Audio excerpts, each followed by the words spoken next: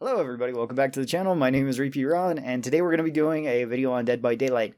This is going to be talking about the newest killer that was added to the game. This is Pinhead, and kind of my thoughts and opinions on him as to where he is in terms of how good he is and how good his perks are and everything like that. Now that Pinhead's officially out, and he's much less buggy than he was before, especially in the beta, and then he got even more buggy on release. It seems like that's been fixed. There's no longer the issue where you have the lunging bug, where if you go to lunge attack somebody and you just bump into any solid surface, you just lose all momentum. That was really annoying with him. It made it so chases were much more difficult, and you, at least most of the time when I went after somebody, I rarely used a lunging attack unless they were out in the open to where I knew I could hit them. If they were around any sort of structure, I usually just walked up right next to them and then just M1 them. Now you don't have to do that. Now you can actually lunge around corners, which is nice. His voice lines have yet to be re-enabled. I'm not sure if they will enable them because of all the memes that everybody was posting about Pinhead, which is kind of funny if the devs got bullied enough to not do that. Power I actually really like. I think it's really cool where you can spawn a portal, throw a chain from that, and then control the chain to hit into somebody and then attach the other chains. I wish it was less RNG dependent.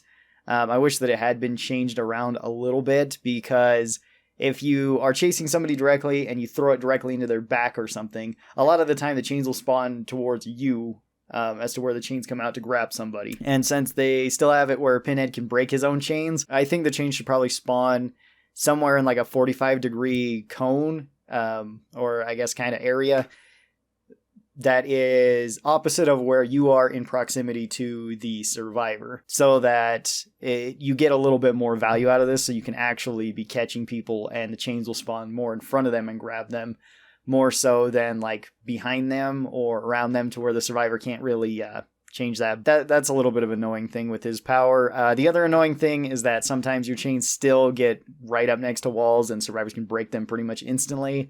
I wish that there was a delay before they could break them. That would be nice. Or that the chains just couldn't spawn anywhere near walls. They're always on like the long side of the wall or something like that. That might make them a little bit more useful, because then if you have it that way, either Pinhead's going to catch up and be able to hit them, or they are going to be able to break the chains, but they'll have to come closer to Pinhead. Either way, I think that's more of a risk-reward thing, and it gives Pinhead a lot more options, because sometimes when you hit your ability, you honestly get no value out of it. You hit it, and then you chase the person around, but two of the chains broke almost instantly, and the third chain broke, so that took up pretty much the amount of time it took for you to spawn the portal, throw down the chain, hit somebody. And that's just kind of annoying that doesn't work all that well. His passive ability is really strong. I like his box. I do wish that survivors were forced to actually solve it, though, rather than just hold on to it, because survivors can just kind of hold your power and you can't use it. I don't think that should be a mechanic in the game for him, because that's usually the best way to beat him, is just one person holds on to the box, goes and does objectives and stuff like that, stays away from Pinhead, and then Pinhead never gets to have his passive chain hunt come on and start attacking people. Chain hunt is really strong. It makes it very easy to catch up to people. It's also great when you actually find the box, which has made Hoarder a far better perk than it was before. You never really seen Hoarder on anybody's build in Dead by Daylight. Now you can see it on Pinhead, so he did give some value to another perk. I think that his animations are amazing. He looks really cool and all that. But as like an overall killer, how good would I rate him? Probably not very high. If it was in like one of my tier lists, I'd probably put him somewhere into C tier, and I'll probably be doing another tier list of the killers, both in terms of how fun they are and in terms of how strong they are. In terms of strong, he's probably like a C tier. He's probably on the same level as Pig, where his games are very inconsistent. He can be incredibly overpowered at times if nobody can find the box, or if you get the box constantly, or if people are just panicking and solving the box instantly. He can be incredibly oppressive and really strong towards any like non-coordinated team. Even if you are a good coordinated team, there might just be more RNG against you to where you can't find the box.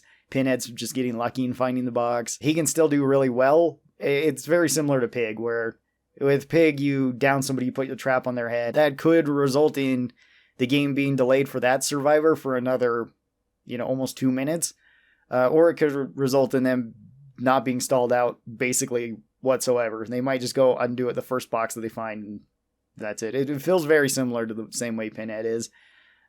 His power is fun. It's very difficult to learn, though. It's difficult to learn and extremely difficult to master because it has a very high skill ceiling as to all the things that you can do with it. But it is good. In terms of how fun I think Pinhead is, I think he's quite fun. I'd probably put him, at least in terms of tier systems, in like A or B tier. Super fun to play. Even if I'm not winning, he's very fun to play. He feels a little bit like Billy in that way to me, where he's always going to be fun, even if I'm not winning. So I kind of like that about him. Let's talk about his perks for a second, too. His perks I honestly really like. None of them are going to really be like the most meta perks that you see very often. I actually did a full perk list up to Pinhead on the killer perks. And none of these I would say are like super overpowered or gonna even really be meta. You might see them every once in a while, but they're not gonna be like a thing that you see on every killer. The Scourge Hooks of Pain, I like the idea of the Scourge Hooks, but the ability itself is pretty underwhelming. You only get value out of it if somebody you hook on those hooks and then is also healed and then does gens or something like that. Whereas if they don't heal and they have something like Iron Will or a combination of like Iron Will and Resilience, they're probably not going to heal because they're just getting an advantage at that point. Then your power does nothing. You could kind of just say that about Iron Will and Resilience in general because they are really strong perks that you see pretty often. So like Scourge Hooks might give you a little bit of delay, but usually not a whole ton in my experience from all the games I've played with him. Deadlock is really good. I like it. It's not going to be like one of the most meta perks or anything like that, but it's just once a generator gets completed, the next most worked on generator gets blocked, which is great. Makes it so you know where people are. And you might be able to go there, as well as if you're running something like Ruin, that generator is going to be knocked back down to pretty much nothing if your Ruin stays up for that whole time period. So that's pretty nice. It does delay the game a little bit, and it's kind of nice to give you some information. So I see no problem with it. And then his other perk is Hex Plaything, which I really like that one. That one is pretty cool. It makes it so after you hook somebody, they get hexed, and then the hex inhabits a dull totem, which only they can see so long as they're, I think it's at the max 16 meters next to the hex, and then can cleanse it. Although anybody else can cleanse it after 90 seconds, and anybody that is affected by this hex has the Oblivious status effect, which is a really good status effect. It makes it so that you can't hear the killer's terror radius, you can't see their red stain. So it can really be useful on a lot of killers. I imagine it's quite strong on people like Michael or like Leatherface, where you're just generally scary if they don't know where you are. So like I like all that about Pinhead, but there is some issues with him, and I don't think he's going to be like a top tier killer at any point, at least with his current setup. I think his add-ons are for the most part pretty okay. There are some that I wish were changed a little bit, or you got bonus effects from, like the extended chain reach.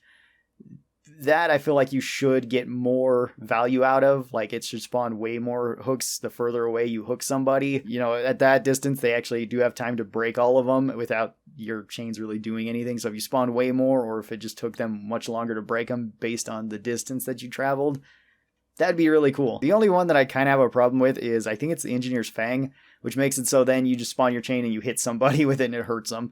That's really strong, and I don't think you should be able to do that. Maybe that should be a base mechanic with Pinhead's chains at a certain distance. Like if you threw out a chain and it went real far and then hit somebody, then maybe you should just get a hurt status effect on them. Or like I said, chain them up with like some really like unbreakable chains, or not necessarily unbreakable, but really difficult to break, or just a maximum amount of chains of like 8 or something hitting them. So yeah, I think that's really all I have to say about Pinhead. He's fun. He's cool. Hopefully his voice lines get enabled. His perks are decent. Not great, but pretty fun.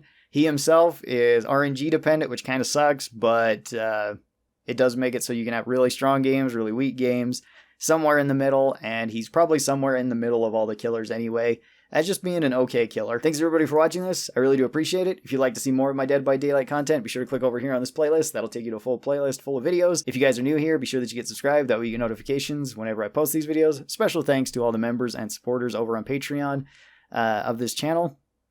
I really do appreciate you guys, and if you would like to be a part of this list and get early access to videos like this, there are links down in the description where you can go off and do that. Thanks everybody, and I'll talk to you next time. Bye.